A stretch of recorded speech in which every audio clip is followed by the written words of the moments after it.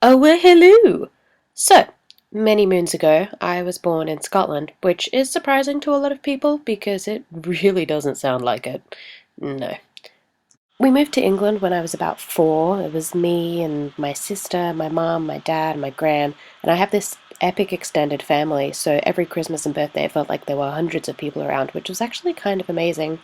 I think because I was the youngest, I kind of got a lot of attention, which evidently I loved because I decided pretty early on that I wanted to act. When I was 9, we moved to Australia, and that was huge. All I knew about Australia, I learned from the rescuers down under. So I thought we were going to live in a shack in the desert hiding from eagles, but then we get there, and Sydney is beautiful, and there's all these beaches and the harbour, and it wasn't as bad as I thought. I missed all the family and friends in the UK, but people came to visit, so generally I was a pretty happy kid.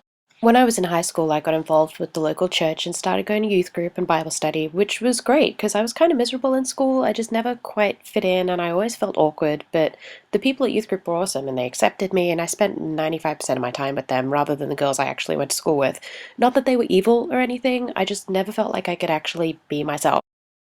Once I graduated, I got accepted into a musical theatre program at NIDA, which was a huge deal for me because I'd always wanted to go to NIDA.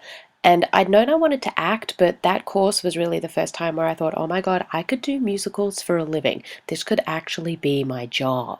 During that time, I started feeling pretty conflicted with the church because once you graduated from the youth group into the real church, it seemed to be a lot more about this is how you should live your life rather than the feeling of you're awesome no matter what. And that was tough for me. Once they started telling me it was my duty as a woman to get married and have babies, I was kind of like, okay, yeah, I have to go. I was scared at first that this would mean I would lose the friends that had been so accepting of me years before, but I lucked out. I've got a pretty amazing group of friends, and they were like, you don't want to come here anymore? That's cool. We're going to stay, but you go do what you want. We still love you.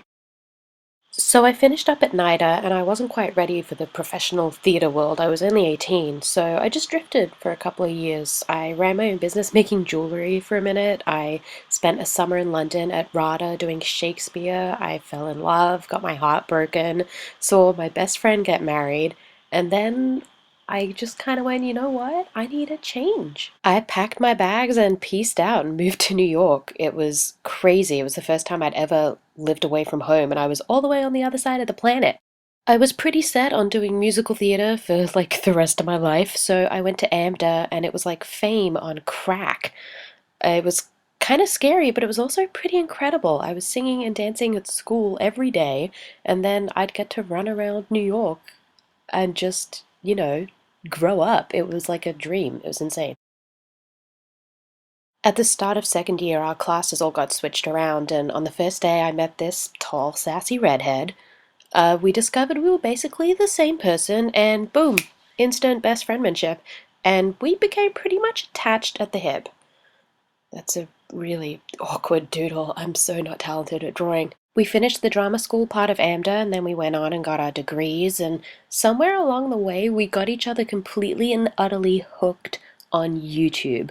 We discovered Charlie and Alex and the Vlogbrothers and all these incredible people, and we were just like, oh my god, there are people actually out in the world doing this. This is awesome. One day I woke up to a Facebook message from McBride, and it was basically like, yeah, okay, let's do that. Why not? That sounds great. Last November, I left New York and came to London, which was basically the hardest decision I've ever made. But with restricted work visas, I just couldn't afford to stay. So now I'm here in London drinking lots of tea and figuring out what I'm going to do with my life. And I'm okay with that.